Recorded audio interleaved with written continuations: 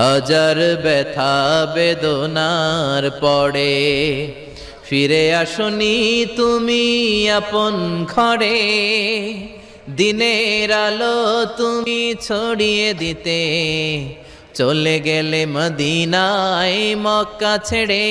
হে রাসূল তোমাকে ভুলি আমি কেমন করে, হে রাসূল তোমাকে ভুলি আমি কেমন করে, হে রাসূল তোমাকে ভুলি আমি কেমন করে। আমাদের প্রভু এক নবীর উম্মত, জীবন বিধানে ওই শিবানী কোরআন। আমাদের প্রভু এক নবীর